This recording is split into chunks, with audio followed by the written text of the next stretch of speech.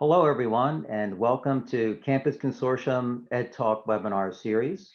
And welcome everyone who's in attendance online and our panelists who have joined us today. Thank you for taking the time. Just looking at the topic, today's presentation is about the emotional toll and perceived value of education. We have a diverse audience. So I'd like to just call out a few folks that are in attendance so we can get a sense of who's attending today because it's an interactive presentation. My name is Carl Horvath. I'm the president of Campus Consortium, and we work to collaborate with educational institutions and make sure that there are affordable and accessible solutions for all institutions. In the audience today attending, well, we have well over 100 institutions that signed up and are logging on right now. We have quite a diverse number of institutions, many in higher education and some in K-12. So this topic is of interest to all educators, I'm sure. And some institutions that are in attendance include Cornell University, Arizona State, Davidson College, Wake Forest, University of Kansas, and we also have two of my friends over at Temple University, Jim and Nicole, are in attendance. Thank you for stopping by. Tufts University, Concordia, and a number of school districts from across the US also have tuned in, and we welcome our K-12 members as well as our higher eds. So thanks for being in attendance today. The topics will pretty much cover a lot of the issues that we are dealing with in the education sector today.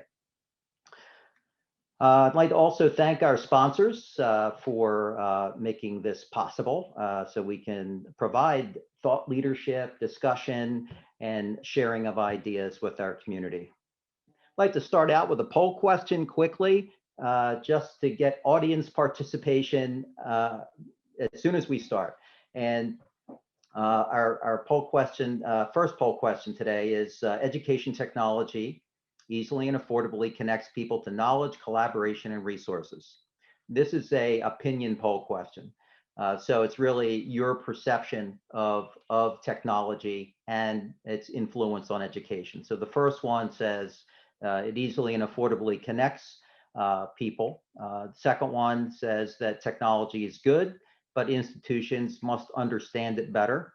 And the third one says education technology is challenging students' cognitive capabilities, including their capacity for thinking, memory focus, and mental resilience.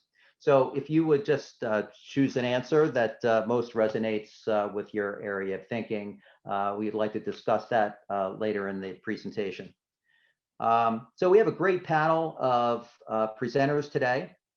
And I'm going to be introducing each one of them. The presenters are very different. We have a chief information officer in higher education. We have someone who's director of multicultural area of a university. And we have faculty, we have a dean. So it's a real cross section of university representation, not just from one department, not just from technology. And that's what we're really looking for, is the bigger picture, the bigger impact of technology, and how institutions can respond to this so they're effective. We want institutions to continue their enrollment and increase it. We want institutions to retain students.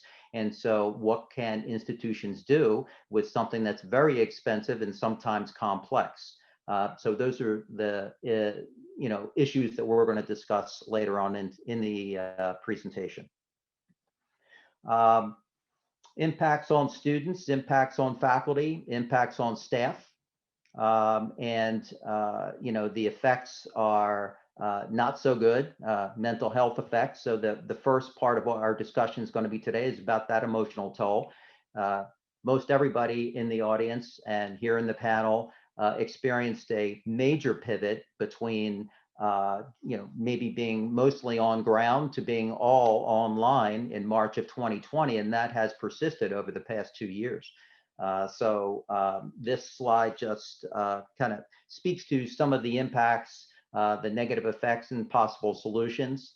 And of course, this deck will be available to everybody afterwards. There's a lot of content here, but hopefully you can take the time later to kind of look through it. Here's the results of our first poll question. Looks like 75% are kind of in the middle on these discussions. If you look at that poll question, one was, hey, we're in really good shape. The other one says, oh my gosh, it's really providing a negative impact on our students and our faculty. But a lot of people are in the middle where it's good, but we really do need some governance, and we need to integrate technology effectively into the practice of education. So I appreciate everybody's response to that question. Just going to, again, kind of roll through, I did a bit of a literature review for this presentation. Certainly not going to read all the slides you're going to see in the next few seconds, but I just want you to see that there's a vast amount of research out there, and it's recent research too. This one happens to start in 2008. That it's addressing some of the things we're talking about today. So you can see in this research is student-oriented and faculty-oriented. So there's impacts on both, and that affects education overall. Here are some of the articles that I found, and I've highlighted. When you get this deck, whoever wants it is free to have it, but I tried to highlight the salient points out of these papers and research articles and journal articles for, really showing that there is a concern and people are looking into this as an issue. Impacts on students. And a lot of these articles are not just for higher education. They're both higher education and K-12, and that's really where it starts. This is technology dependency in K-12. And maybe students really didn't get the emphasis of technology in their curriculums in the lower grades, but then transitioning to college, there's a very large dependency on that. And so if they're not prepared for that, how does that affect education? And if faculty aren't prepared to deliver mostly online these days, because the pandemic could resurge and then everybody goes back to online, we have to prepare the faculty and give them the tools, education, training, and time to be able to teach online or using technology. Emotional toll continues with many of these articles. A few articles I found about racism. This one happens to be on techno-racism, about the design of technology is sometimes geared toward a specific group in society, and it excludes others. And so, fascinating study. And Ruha Benjamin has done a lot of research in this area, but it adds to also other technology access issues. Students who are located in remote areas or rural areas don't have internet connections or technology that they can use and participate fully in the educational experience. And again, here's a few more. Regis University had a couple good articles. You can see a lot of these are from 2020, 2021. There's a few going on right now in 2022, really looking at the impact of technology.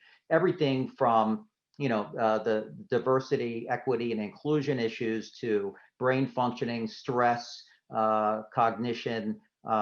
It just really compounds if students aren't prepared for this, and faculty too. And so how do we help them provide a learning experience that students expect and that can enrich students and move them forward? We really have the maybe the physical classroom method down, but we really need to be working on gaining expertise in the online world.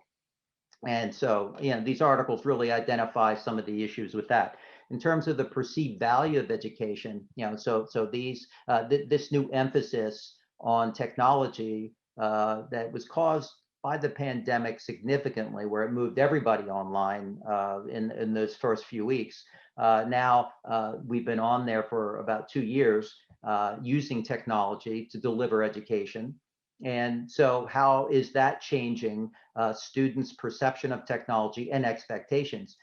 So maybe if it was for a week in March of 2020, we wouldn't be having the discussion about students coming to us and saying, well, I want to be online all the time, or I want half my courses online, or I want the choice to be able to learn online or in the classroom. And so leaders in educational institutions are having these discussions now. How are they going to redesign how they deliver programs and services to students? And beyond that, how do you train your faculty and prepare your faculty as well as your staff who provides student services? So a number of articles in this, that are out there right now in journals and in other areas that discuss these issues. That education has been really hit hard. It's an unprecedented situation. And unlike for-profit businesses or corporations that may be able to fund and react to this type of situation, education is mostly nonprofit, and they don't have the resources or the expertise in many cases to respond to this. So hopefully we'll cover some ideas that you can use in this presentation with our panelists today. And just going to move right to the end. Where do we start? These are some of the topics we'll talk about. A couple I wanted to point out is just a digital culture across the entire institution. And then it's not just the CIO's job, it's everyone's job to really think about technology. A lot of times people say, I need this tech or that tech, but how is it going to be used? How is it going to be perceived? How does it enhance what you do? And a few ideas also. So before I introduce our first presenter today, like to hit you with a second poll question, and that is to our audience. And this question revolves around your institution and your perception of where you think your institution is. So first question says, our institution is prepared. We can meet new challenges. We're in pretty good shape in terms of responding to technology needs and how we integrate it into our culture. The second question says, well, we're somewhat capable and we integrated some technology, but not for everything. And we have some work to do in this area. And the third one says, well, we're unsure. We're using what we had. We had difficulty keeping up with technology. And I hear this a lot. It's expense and expertise. It's not always accessible for institutions. So to the audience, if you would please respond to this question in the next 30 seconds, we could put this out for discussion with our group as well as we go to introduce our first presenter, which I will do while we're waiting for those questions to roll in.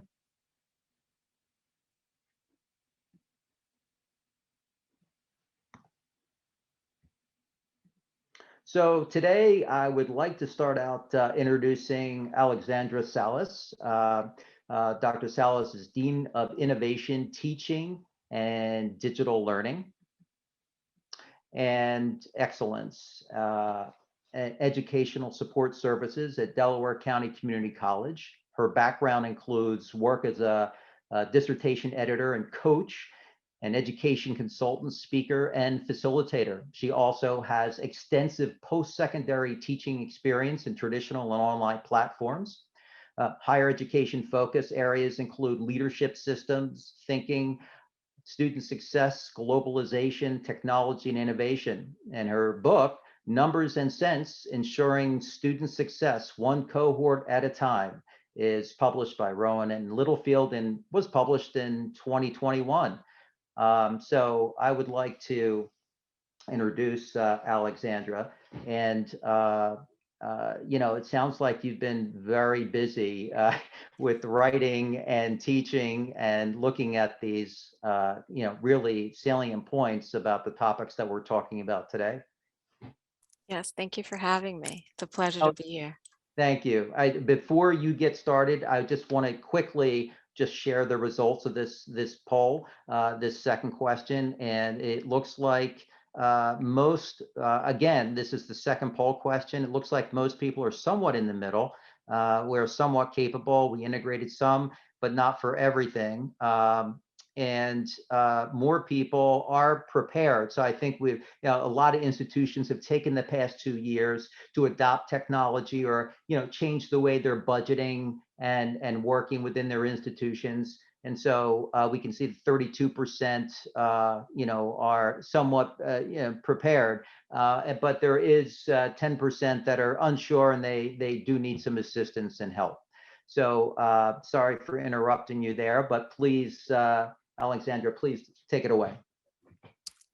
Sure. So once again, I'm delighted to be here to join everyone to talk about this very important topic about the value, the perceived value of technology in education and the impact it has had on our student body. So one of the lessons I think that we all learned, and particularly at my institution, Delaware County Community College in Media, Pennsylvania, is that we all had some level of tech at our disposal, but it wasn't until the pandemic that we were compelled to think a little differently and act a little differently.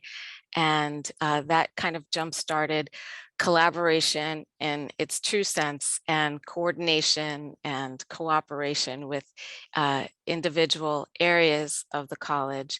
And we just had to pivot in 2020.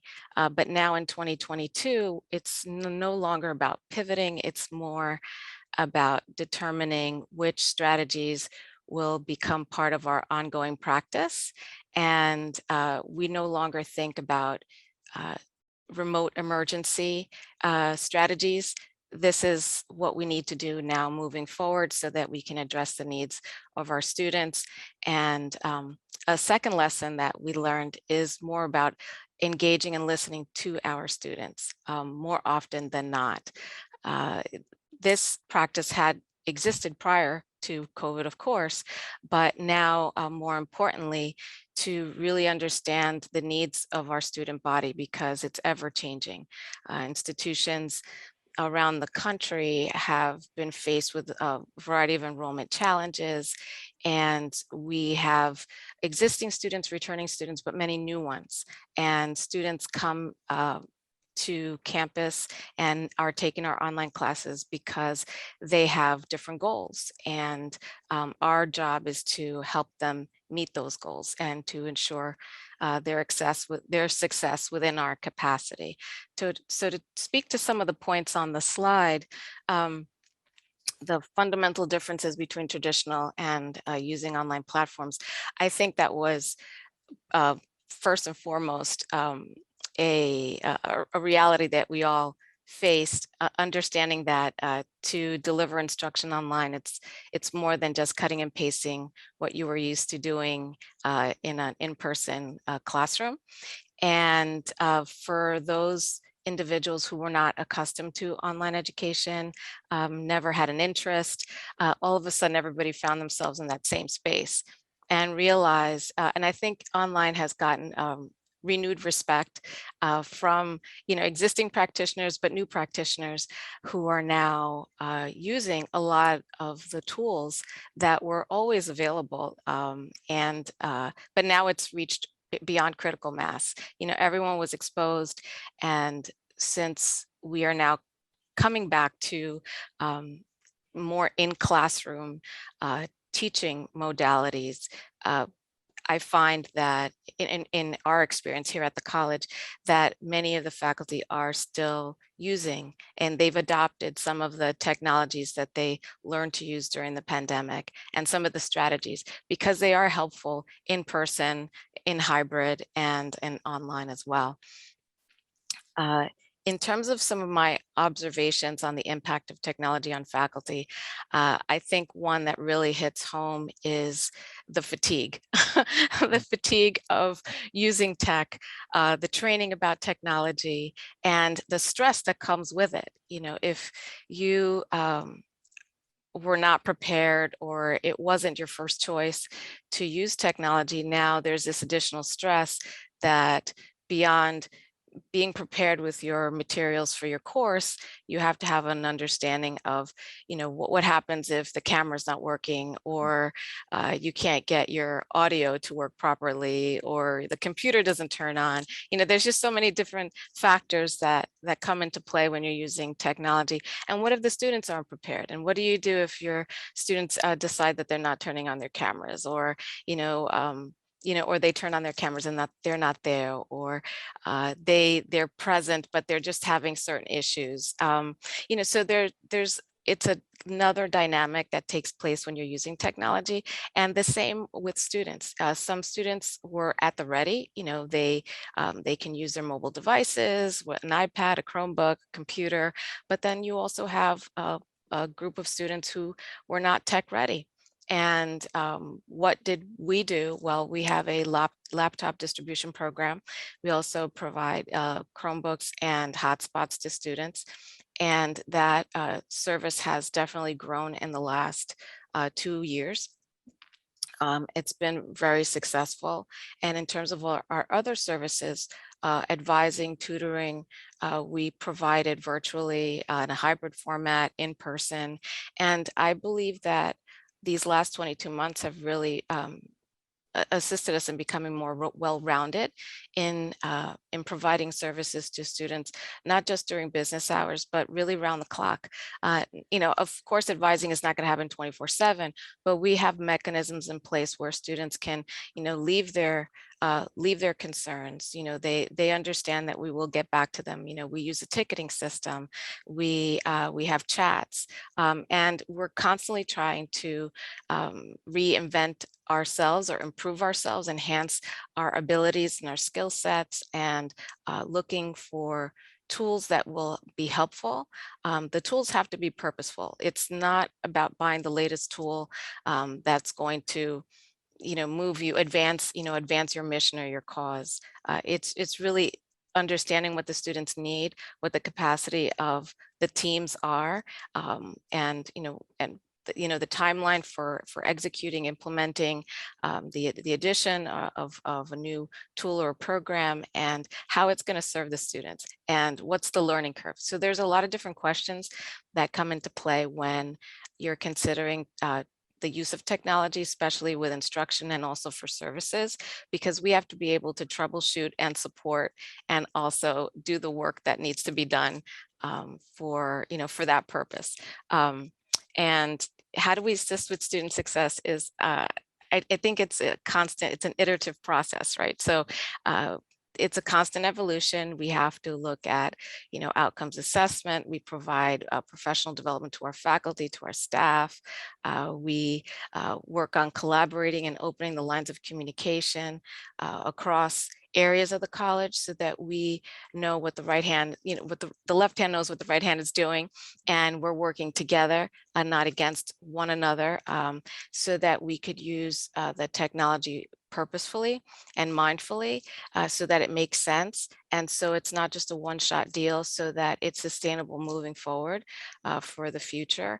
And we look at what support services students need. And the technology that we have on tap enable us to drill down on student outcomes to see where students might be struggling. We have a retention alert system that we use that allow us to do wraparound services, keep the faculty informed, the faculty keep administration informed, the students are informed. We're able to connect with everyone and make it easier. Library services as well.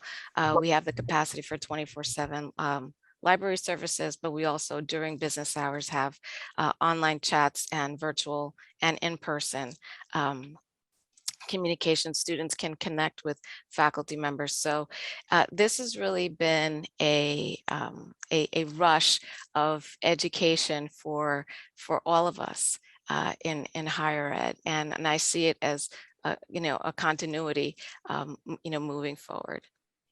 So I think that that No, wraps up what we're doing here. that is great. Yeah, I know you didn't have much time, but everything that you just said, we could dive into each one of those areas and really explore them a little bit more. But it sounds like that you are working across multiple areas to make technology work for your institution.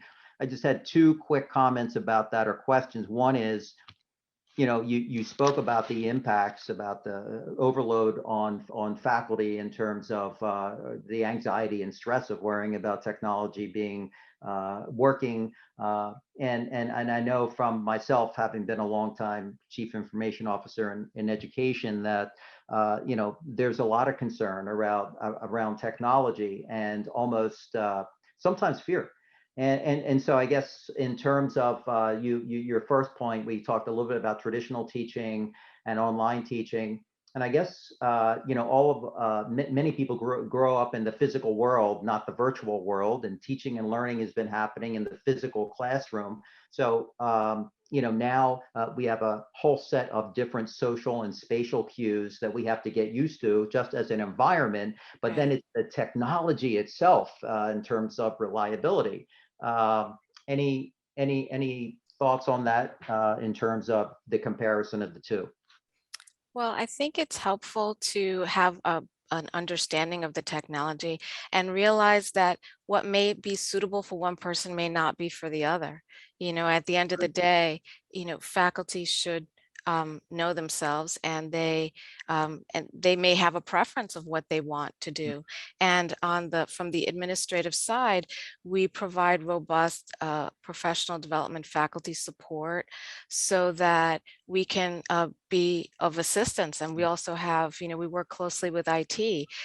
So there is really a community of practice and a community of support services, both surrounding the students and the faculty, so that we can meet people where they are in terms of their needs. But in terms of instruction in the classroom and online, that requires ongoing training and engagement, and that dedication to continue to do that, because students can fall through the cracks if we're not careful.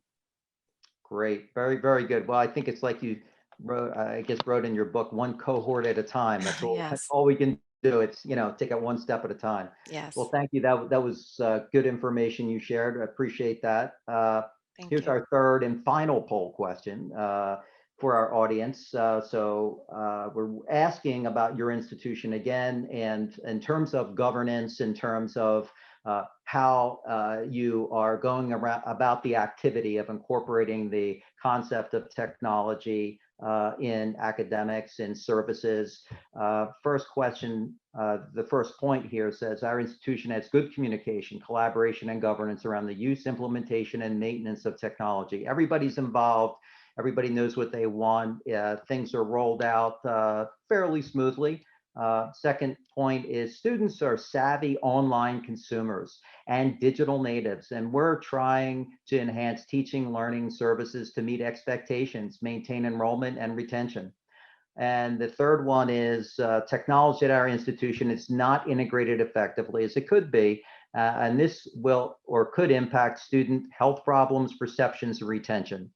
These are all just selections from some of the literature review that we've looked at earlier today that we're talking about now. And if you could just provide your perspective from your institution, that would be great. And we'll take a look at those results in a little bit. But I would like to get busy in introducing our next speaker. And Michael Tapscott's our next speaker, and Mike Tapscott is a native of Washington, D.C., and he celebrates 45 years in university administration. He served Gallaudet University, Medford High School, Tufts University, American University, George Mason University, Regent University, Graduate School, and 18 years at George Washington University. What a career, and still going strong. And that's a lot of great experience in very different institutions.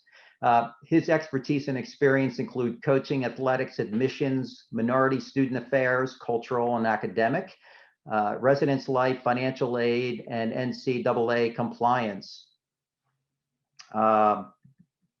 Here's the results of our poll. I'm sorry to interrupt your introduction there, Mike, but just going to quickly take a look at the results. And the results show that most people are in the middle again, realizing that students are savvy online consumers and digital natives, that they've acclimated to the use of technology in life and society, and that institutions need to respond to that to make sure that the education experience is appropriate. But many feel that if it's not implemented correctly, 35% as it could be, it can impact student health, perceptions, and retention. So that's exactly why we're having this discussion.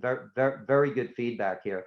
And then 12% think our institution has good communication, and they're doing pretty well. So yeah, some institutions are prepared or looking ahead, and maybe they have the resources or the innovation or the adaptability to meet some of these challenges, but it is an issue for many. So I really appreciate everybody responding to that poll. It's very interesting to see the results. Back to Mike Tapscott.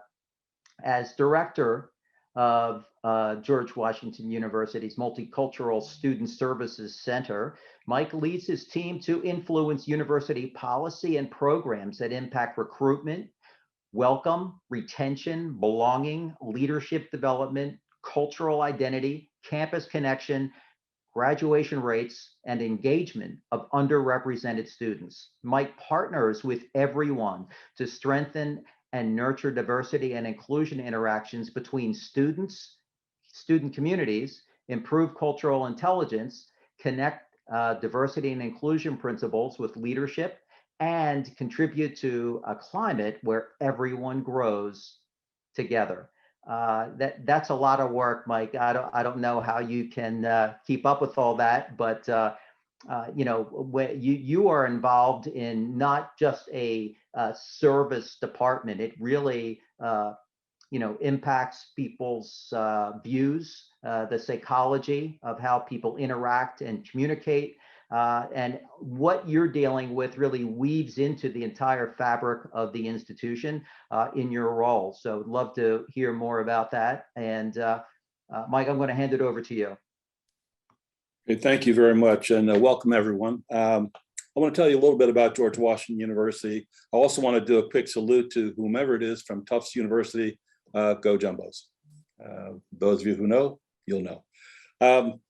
George Washington University is just a little over 200 years old. We are a decidedly urban institution, which defines a lot of our student experience, obviously, but also our use of technology and the challenges around it.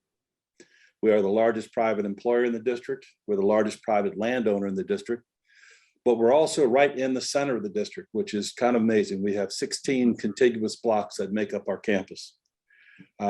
Also unique to our experience is that of our 10,000 undergraduates, 8,000 of them are living on those 16 blocks. So the compression of our student experiences is significant. If I lean out the front window of my office far enough, I can actually see the old executive building. We're about four blocks from the White House. And one of the things that defines the GW experience is that it's strongly experiential, in that many of our students who were struggling with, you know, the COVID challenges, were very happy to come back to campus and stay in class online, which was an interesting approach we took for a period of time. I know a number of other universities did. But there are a couple of things that we've noticed over the last couple of years, and a couple of things I want to say about this challenge as we've tried to face it. We've always said that the challenge of the college experience in technology is challenging for everyone. But we also want to make sure people remember is that every one of those challenges is magnified for underrepresented students. And the other thing that's interesting we're finding now is that many of those challenges are also magnified for faculty. You are on the spot, you are isolated, you are sometimes sitting or standing on an island with very little response from the young people you're trying to guide. And there are a couple challenges that can come with that, but it's something you have to recognize and work your way through. I think that data shows that online or technology-driven education has great success rates. So much so that lots of brick and mortar schools don't like to talk about it. We had a very public challenge around that here. In essence, a memo that circulated. Let me not say that. Okay, so the reality is that we know that bricks and mortar has its value, and for an experientially centered school like us, it's critical. But we also know that technology-driven education has very, very high success rates, and I'll stop there. One of the things that we also, it tends to happen with technology, for some of our faculty, for example, the isolation in the teaching environment sometimes expands beyond teaching. Sometimes in terms of our perception of our students, we get caught in our own comfort about our own socioeconomic status. And we found that students have been asked to buy additional modules or to upgrade software or almost disclose their own hardware and challenges around that. I heard a student who mentioned something about a flip phone and was derided by his classmates for a bit of time. And again, not that that's a major issue, but it's a reflection of what kinds of things can happen and how we need to make sure we keep the environment safe and comfortable for all of our students. The also pieces that come with that is just, again, additional books or instructional modules. We just can't make assumptions about socioeconomic status, recognizing that all of our students come from a wide range of backgrounds. We also want to make sure that we don't talk about federal work-study jobs or campus jobs or related, because again, it isolates students and creates a bit of a socioeconomic gap in the conversation. We're finding that students have a high level of expectation for the technical excellence and creativity of their instructors. It's almost like we're becoming the parents now, in that the students feel very comfortable criticizing, some of our, very basic steps. I mean, how many times have you forgotten to unmute yourself? And do you know how many students comment in a separate chat around that as a reflection of your technology capability? And so again, this is just the challenge of working with young folks in this environment. We know they're heavily screen oriented, and sometimes they pass judgment. So it's really critical that we all, faculty and staff alone, continually train, practice, and apply new technologies so that we're literally ahead of the curve of the majority of the students in our classes. I remember a student telling me once that an instructor's moment of weakness literally, and I'm going to quote the student, killed their techno swag. In essence, that instructional or faculty-driven swagger around their command in the classroom was damaged by a single, technical mistake for a moment. And obviously, I think we all know what swag is. If we don't, this is the important thing around language that we have to make sure we connect with, because again, you're isolated in that technology and you need to ensure that you're as connected as possible. Now, I tend to do my youthful verbiage sort of tongue in cheek. Oftentimes it gets a laugh, and oftentimes, as the young people say, it gets crickets. And we all know what crickets are. Student expectations around other aspects of language and vocabulary. All the buzzwords around technology are really critical, but this generation of young people has created a bit of a language to itself. Their expertise around gender identity, around aspects of social justice, is probably more developed than any grouping of students I've worked with in the 45 years I've worked in universities. I'm stunned by the presence of sophisticated understanding around gender, even at the high school level, at least in our area, which also identifies another challenge, is that what we often call our own political bubble here in Washington.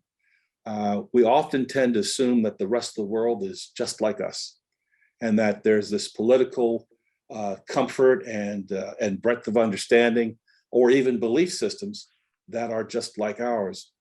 And we have to remember that our entire nation is very, very different in terms of its political beliefs and socioeconomic levels, but also their understanding of language and of the issues. We recently had an issue with what seemed to be a harmful set of posters that were placed around campus. This is really a technology issue, but it just shows how challenging these things can be. There were posters depicting Olympians in various activities, by athlete who was pointing a gun at what appeared to be a Chinese dissident. And our initial conversation was, this looks like it's very much anti-Asian, and we pulled the posters, and there was a lot of conversation. What we ended up finding out was that these posters were actually printed by an Asian artist who was protesting the very things we were expressing our concerns about. And so there was a significant mea culpa around that here on campus. And so then the conversation goes back to, well, what do you focus on? Keeping your students safe or being mindful of the politics of the day? Other aspects of technology and social justice, is just to be mindful of clarity on the syllabus as it's presented, to be mindful of really good interactive processes with young people. I'm not saying that you want to write a safe zone or a safe space ideology, but oftentimes we'll set a framework for our faculty or staff to ensure that the university's values around diversity and inclusion are being honored, but that all aspects of political identity and related have the freedom to express themselves. We often encourage students to contribute to this. And one of the positives we have here is that our technology people tend to support this approach by allowing us to engage technology with this kind of thinking in mind. Mike, you also are talking a little bit here about the impact of security and then some of the faculty freedoms. Yes. Could you put that together in a couple bullet points for us, just to get a sense of where you're coming from with that? Thank you, sure will. So anyway, I apologize. I'm very passionate about this kind of work. So, one of the things that often happens with security is it's a really critical thing we have to be mindful to, and Zoom bombs are very common. What we also find is that they often are attached with language around race and identity, terms that are inappropriate, terms that are aggressive, terms that are sometimes racist and defamatory. So it's really important, again, that an instructor define the class space with that kind of thinking in mind, but also to have a way to respond. Also, in the conversation of class each day, if someone says something that's perhaps politically driven or that is perhaps hateful or could be construed as hateful, it's really important to be prepared to have a couple of responses. Simple, because when we're silent about terms like this in instruction, we're affirming what's being presented. And so some kind of preparation that says, why do you say that?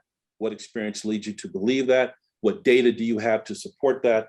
But any opportunity to take the air out of those environments, which then goes to the last part, which is faculty, academic, and freedom. And I would never say anything to counter academic freedom, but I also realize that the Association of University Faculty and the Statements of Principles and Practices around Academic Freedom was written in 1940. And I'm not entirely certain how diverse that group was when they wrote those principles.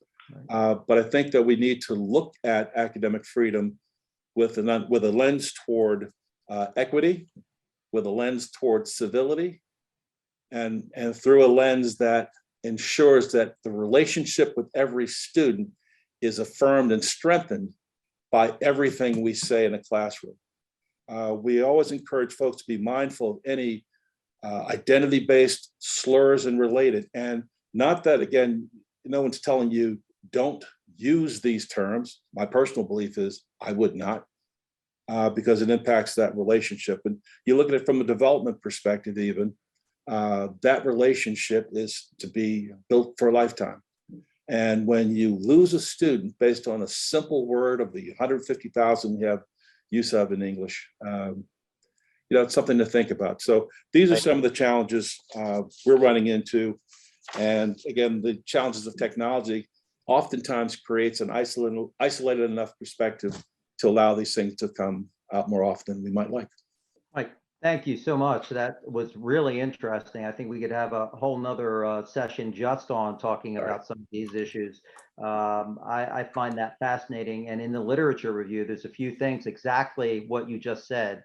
So we should follow up and see about doing something together for that. But good input and good feedback. I'd like to get right to our next speaker, Dr. Steinmetz. And Michael Steinmetz is the Director of Information Technology and Assistant Professor of Christian Studies at Brewton Parker College. Dr. Steinmetz received his Bachelor of Arts in Philosophy Religion from Louisiana College in Pineville, Louisiana, and continued his studies, receiving a Master's in Theology from New Orleans Baptist Theological Seminary in New Orleans, Louisiana. Next, he worked toward his THM and eventually his PhD in theology and minor in the New Testament from New Orleans Baptist Theological Seminary. You have been very busy, Dr. Steinmetz, and welcome, and I'm going to hand it over to you.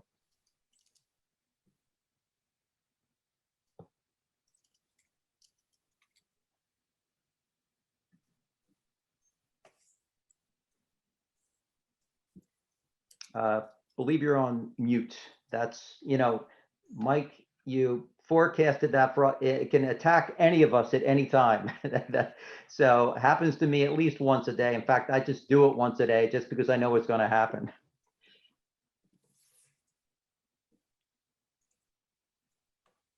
Dr. Steinmetz, are you there? Oh, okay. Is it working? Yep, gotcha. Yep. When in doubt, unplug it and replug it back in.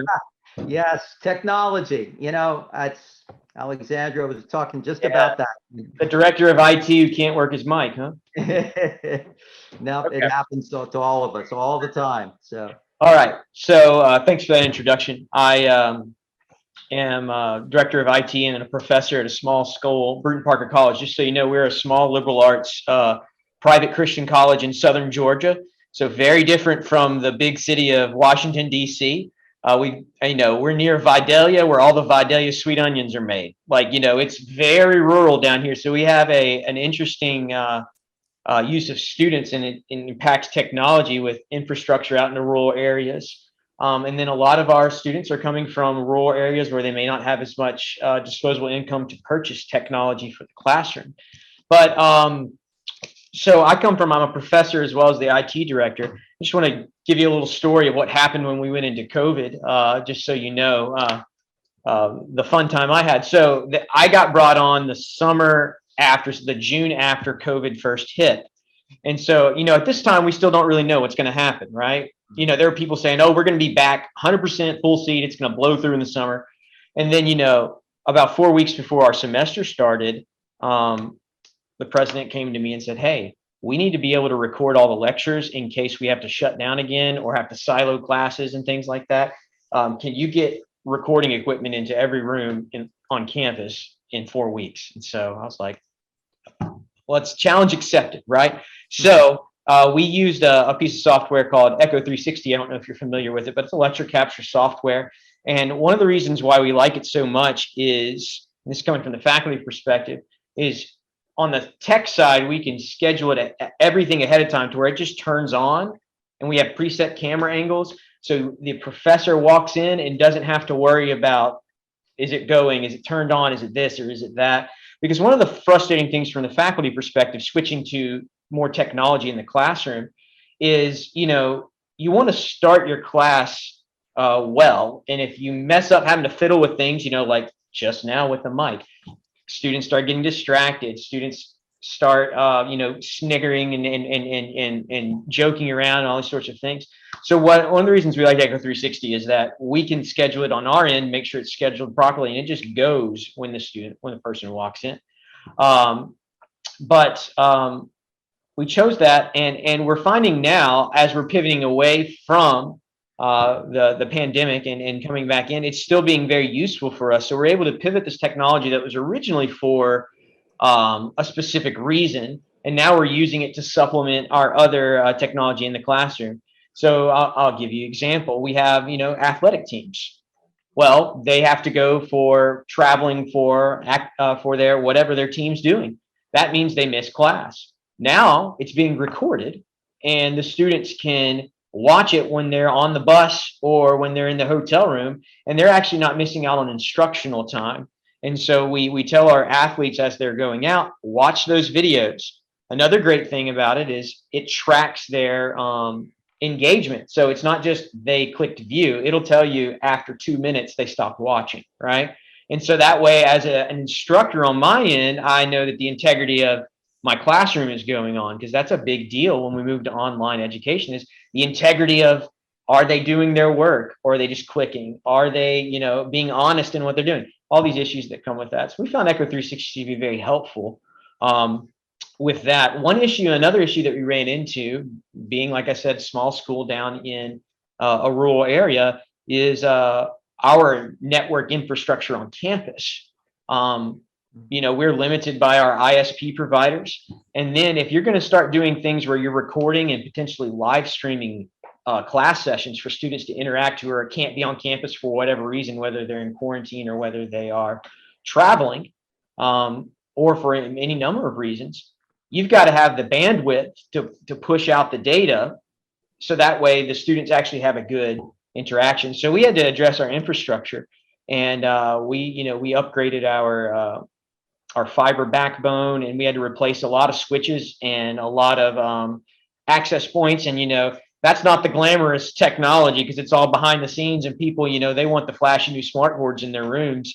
But if you don't have a good internet infrastructure on campus, then you're not going to be providing a good product. Sounds so bad, but I mean, you're not going to experience, let's put it that way. You're not providing a good experience to those remote learners who are watching live. So that's another challenge that we had to do. And luckily we partnered with a local company with replacing our networking infrastructure. But that was a big part of the puzzle. And then once again, we're moving forward to where now it's like Pandora's box. Now we had to use the technology. Let's keep using it. And the students are expecting it. So having a good network infrastructure is pretty vital for that, especially if you set it up right. That's your next 25 years of your internet infrastructure there. Another thing too that's just kind of about Bruton Parker College is, especially IT, we don't have the biggest budget in the world. So we were trying to find ways to service our students without an infinite supply of money. Now, obviously, the federal grants and stuff helped during the COVID times, but trying to find a solution that helps the students as well as not breaking the bank was a challenge, and we think we walked that as well as we could, but we know we have room to grow. And then one other thing that we recently been talking about now, because we're putting things online and moving forward, is I kind of alluded to it, was our online integrity. Like, how do we know that students are, if we have an online test, not looking at, not have their phone in front of them? There's a lot of proctoring solutions out there, but some we were using weren't working the way we wanted to. And now we are still trying to find that good solution, because if you want to get faculty buy-in, you've got to show that the students are doing the work and that they aren't cheating, and then on top of that, students being stressed out because they're afraid that their computer doesn't have the right plug-in or they don't have the right software. And so it's a delicate balancing act of how do we keep the integrity of the classroom, have faculty buy-in to where they want to use the technology. They were forced to use it at this point, but moving forward, how can we use that technology in a good learning way to facilitate learning? Because there are definite advantages to having technology in the classroom. Tracking certain analytics, seeing what students are falling through the cracks, things like this. But sometimes it's hard to get that faculty buy-in. So one of my main mantras is try to make it as easy on the faculty as possible on the front end. And then once they kind of buy in, then we start putting on those advanced features, the live pollings, the interactive video discussion boards, all these sorts of things. So that's just a Michael, little bit of what we're doing. that's a lot of work, and it looks like you're both left and right brained in terms of your faculty and your technology, and so Yeah, something like that. that is tough. But great experiences and information from your institution, and I appreciate you sharing them with us. I would like to introduce our last speaker, Renee Martin. Renee is from Colorado Christian University. Renee Martin is the Associate Vice President, Information Technology and CIO for Colorado Christian University in Lakewood, Colorado. She has been with the university for close to 18 years and has seen a tremendous amount of change over those years. Renee holds a Bachelor of Business Administration in Accounting and Business Analysis from Texas A&M University and a Master of Science in Technology Management from Liberty University. She's the proud mom of 3 adult children and loves all things outdoors, including hiking, camping, and exploring. And Colorado is absolutely the place for all those things. Every time I go to Colorado, I have to go to Lookout Mountain and just look at the vast sea of expanse of mountains into the distance. I just love it there. So Renee, we have talked about from the faculty perspective, we've talked about student services perspective. We talked about, kind of bridging the gap with what Michael was just discussing. Can you give us your perspective, but you have a business background as well about, technology adoption and being IT at the leadership level in an institution? Sure, thanks, Carl, and I'm happy to be here. I think trying to have some of that IT leadership included at the table is difficult for a lot of universities that I've talked to. So my goal has kind of been trying to change what the table is. But I think you guys have talked a lot about the impact on faculty and students, and I'd kind of like to just talk a little bit about our staff, because almost half of our staff have remained remote and will remain remote. And so now our technology teams are managing 500 networks because everybody has networks at their home offices and things like that. One of the interesting things about Colorado Christian University is we have an adult and graduate online program that has been an online provider of education for a long time. Alexandra, I think you said that there's renewed respect for online learning. And so that's been good for CCU. But we're serving students age 18 to 82. So when we talk about the digital native student versus an 82-year-old who is obviously not digital native, it has presented a variety of challenges on the different learning aspects. So our biggest challenges really have been security, cybersecurity in our networks, the remote workers, and supporting them in being able to do things. I think now if something is down for even 2 minutes, we've got 10 tickets in because they couldn't get into VPN or the LMS is down. And so there's just a lot of extra pressure on the IT teams and the staff, because working remote has presented that. And somebody's ISP is down. It's not our network, but it's their provider, but yet they're still expected to work. So those are some of our biggest challenges. And I know we're at time. So Carl, I'll let you wrap this up.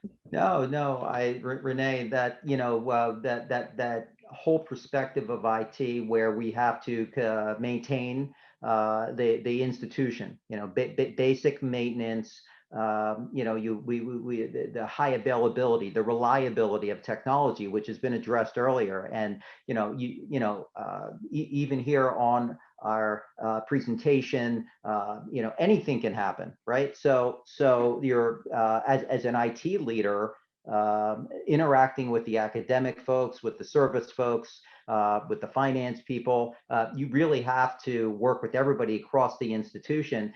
And at the same time, you're expected to address issues that result from unpredictable situations like the pandemic.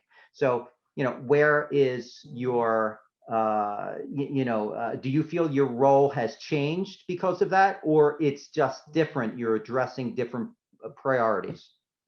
I think we're addressing different priorities now. we have we have a residential campus, and then that's about a third of our students. And then we have 2/3 of our students that are online. They didn't experience anything different. Our challenges now are how do we create more engaging content, and how do we get our faculty engaged when it's the asynchronous kind of delivery. So that is trying to beef up, because we got a lot more competition now that people are doing online learning, and again, that renewed respect for it. So it's just different.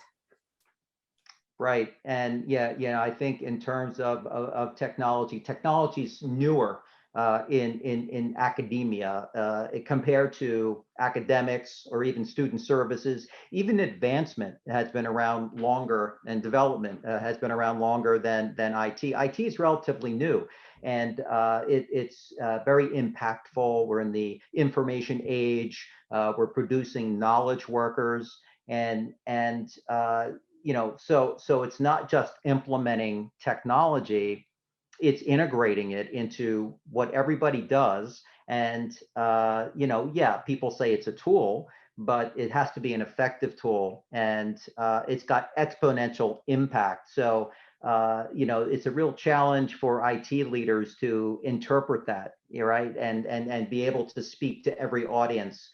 But that it really will transform institutions today, because it's needed, and students are expecting, as we've heard, that they're expecting to intake education in new ways. And in the literature review also here, there was a few articles about students' role changing from passive to active participants in their learning, and that's much more possible because of technology. And so now faculty have to learn how to do that, in terms of incorporating it into the curriculum. Students, most of them can easily adapt, but we need to effectively offer them the tools to be able to participate, so it's useful and there's knowledge and learning. And then, as you mentioned, Renee, you're right on about the impacts of the unsung heroes of staff that really keep everything running, both in the academic side, but also in the business side and the services side. There is much to do in different ways of providing the services to students and ensuring that the students feel like they're getting quality education and quality services like they were when they were coming to campus. So yeah, big changes are afoot. So hopefully we'll all adapt together and learn from each other. I have to say, all of you, great input and feedback, and I appreciate you sharing your stories and your experiences at your institution. I think I mentioned this in the chat, that this could have easily been a 90-minute panel discussion where we could really explore the topics. I wish we had more time. So maybe we'll get together again in the future and explore different aspects of what we just happened to touch on today. So I thank all our wonderful panelists for being here today. I thank everyone in the audience for taking the time to attend this webinar and continuing the important conversations that we have to have in the education sector. Hope everybody has an awesome day, and I will, make sure this PowerPoint's available for everybody. And any questions, please contact us. We can help with these at Campus Consortium by making the right connections and ensuring that affordability and accessibility to the right technology for your institution is available to you. And happy to help and support you in any way we can. Thank you, everyone, and have a great day.